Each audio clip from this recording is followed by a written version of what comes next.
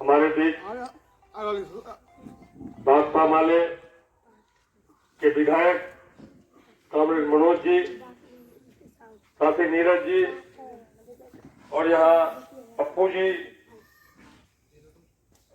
कल्याणपुर से महागठबंधन के उम्मीदवार कामरेड रंजीत राम जी और उपस्थित तमाम ग्रामीणों का हम आभार व्यक्त करते हैं, धन्यवाद ज्ञापित करते हैं कि आप जो रोजगार यात्रा निकला है, जिस यात्रा के माध्यम से 1 मार्च को बिहार विधानसभा को घेर करके हमारे विधायक विधानसभा के अंदर झंझावात करेंगे और छात्र नौजवान बिहार की सड़कों पर, पटना की सड़कों पर करेंगे, तो हम आपसे एक आग्रह भी करेंगे, एक अपील भी करेंगे कि हमारे इन नेताओं को पहली सफलता मिली थी जब गलत तरीके से मेवालाल चौधरी को राजेंद्र कृषि विश्वविद्यालय का कुलपति बनाया गया था।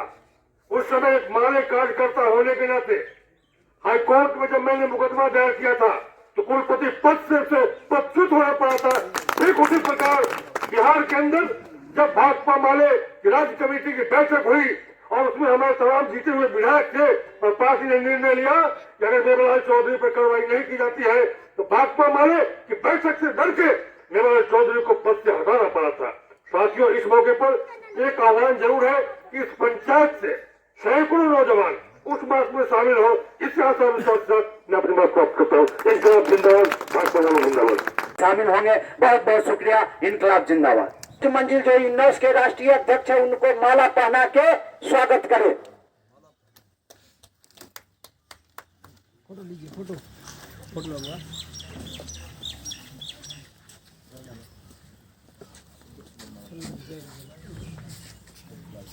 अब हम धारा के उप सरपंच श्याम कुमार ठाकुर जी को आमंत्रित करते हैं कि हमारे इनकलाबी नौजवान सभा के राष्ट्रीय महासचिव कॉमरेड नीरज को माला पहना के स्वागत करें।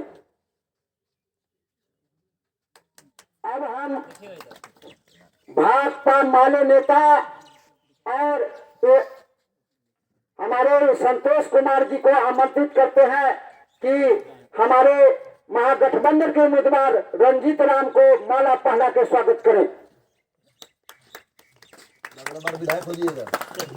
हाँ, मैं राम नरेश चौधरी जी को आमंत्रित करते हैं कि इनकलाबी नौजवान आयशा नेता कॉमरेड पप्पू राम के स्वागत करें। हरे नारायण जी।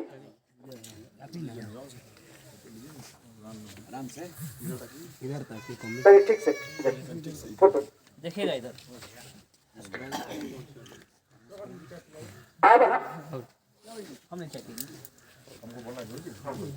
अब हम इनकलाबी नौजवान सभा के राष्ट्रीय अध्यक्ष को बिना देर किए हुए हम आमंत्रित करते हैं कि अपने इस छात्र नौजवान को संबोधित करें। कॉमरेड मनोज मंजिल को लाल सलाम, लाल सलाम, लाल सलाम। कॉमरेड मनोज मंजिल को लाल सलाम, लाल सलाम, लाल सलाम।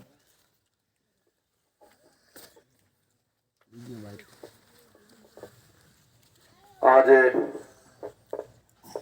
इस गांव में हम लोग थोड़ी देर से पहुंचे। रात में मेरी तबीयत खराब हो गई थी,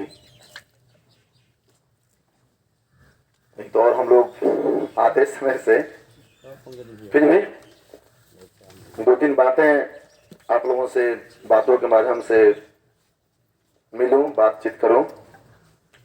हम लोगों का ये रोजगार का जो यात्रा शुरू किए हैं, यात्रा के दिमाग में हम लोगों का था नहीं कि हम लोगों को यात्रा ही करना होगा, क्योंकि चुनाव तो अभी हाल ही में बीता है ना।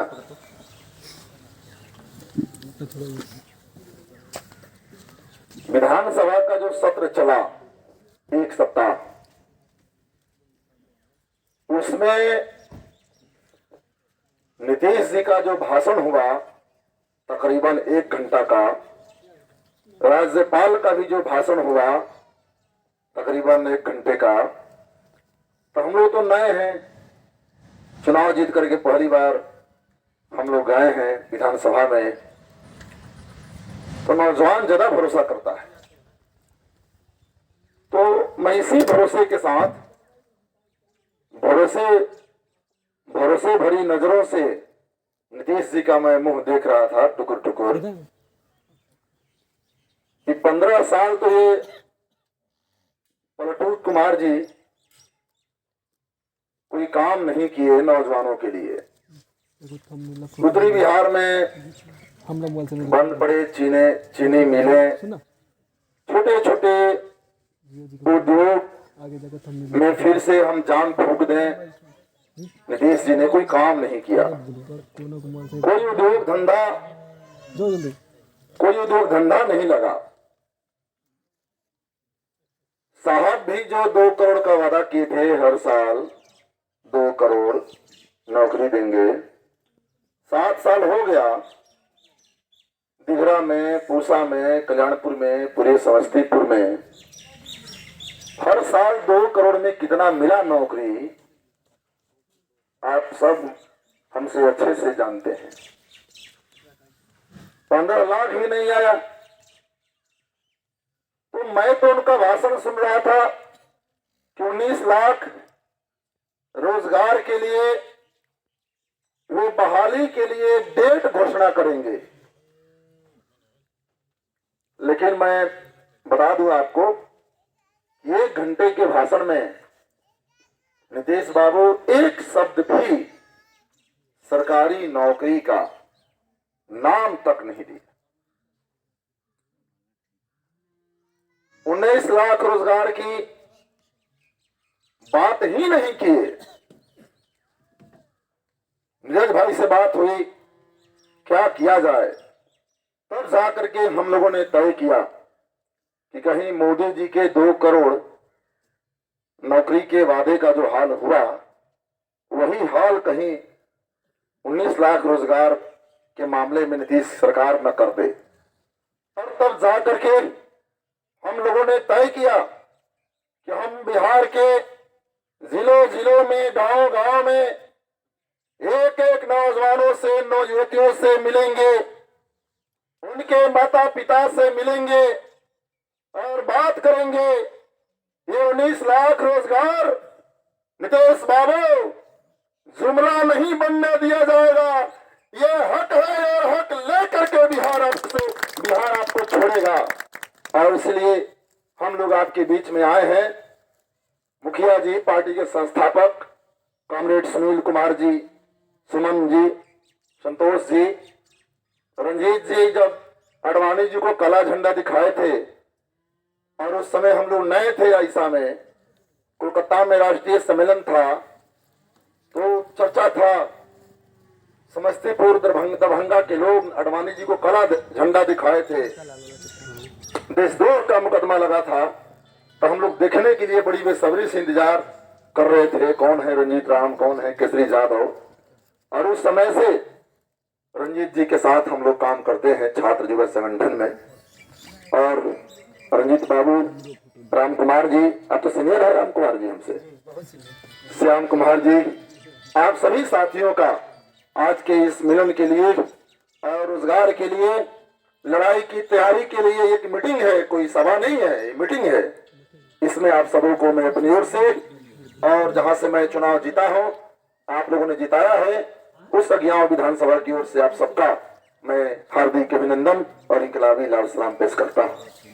साथियों, मुझे हम लोग तो पढ़े थे, देखे नहीं थे। पूसा समस्तीपुर टाउन में हम लोग आए हैं कई बार। बोला मुझे यहाँ कृषि विश्वविद्यालय है हां रख पूसा में। और कृषि विश्वविद्यालय की सच्चाई क्या है? 89% पूसा के कृषि विश्वविद्यालय में शिक्षकों के पद खाली पड़े हैं।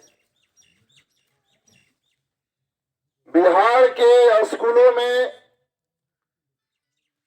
4,40,455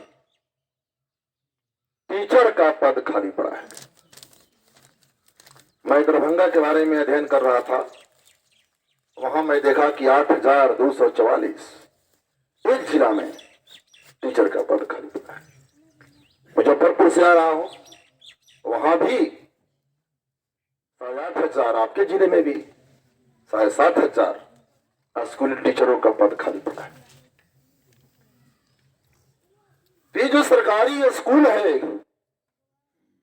इसमें कोई बड़े अमीर बाप के बेटा बेटी सरकारी विद्यालय में नहीं पढ़ते हैं। वो तो बड़े शहरों में राजा के महलों सा बने स्कूलों में